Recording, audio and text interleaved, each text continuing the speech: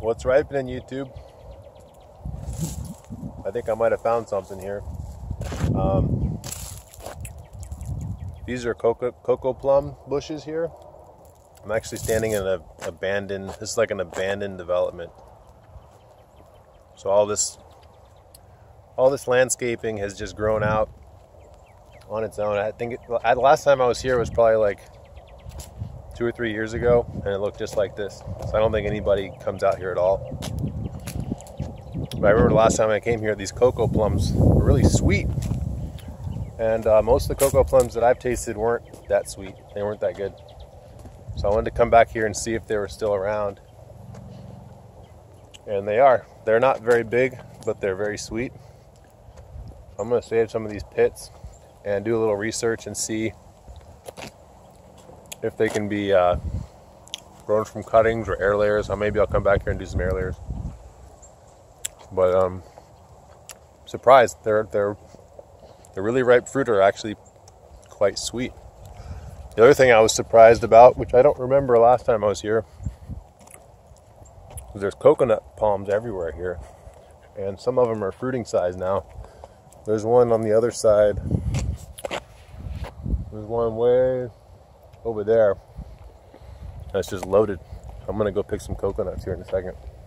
I'm just walking around the rest of this, like, I guess it was going to be a sales office for this development. That never happened. Here's another coconut palm,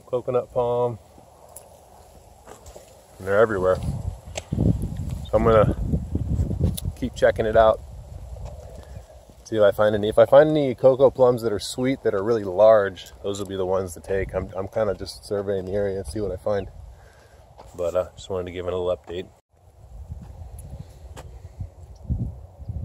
That's what I'm talking about. This thing's loaded. This is just in the middle of a parking lot. Abandoned parking lot. Here it is. Surrounded by birds and weeds and some fruiting trees and coconut palms. And I bet if I come back here when it starts raining, sometime in the summer, there'll probably be sprouted coconuts in here everywhere. There's some more coconut palms over there.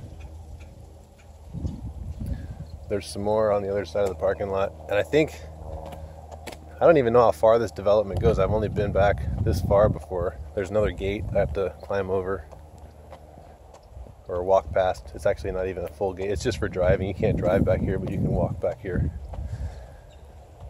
But I got me a handful of, I don't know if you can see this, handful of coconut or cocoa plum seeds I'm gonna grow up. And it looks like there's a whole bunch of wax myrtle. These are nitrogen fixing plants. I might dig up some of these, the ones with the berries on them, so I'll know that I'll have the berry ones, because I like to bring in the birds. I did a video on Instagram a couple months ago, and the wax myrtles on my property, there was like, I called them bird-nados. Birds were like flocking so heavily, it looked like tornadoes of birds. They would come in, swoop in and land on the wax myrtles, and then all pick up at the same time and leave. And it was just awesome. It was like this really cool cloud tornado, bird-nado thing. And they're cool to see, and then you just know that there's a lot of nutrient-rich bird manure coming down in that area. So I kind of want to plant those in different places on the property and bring in more.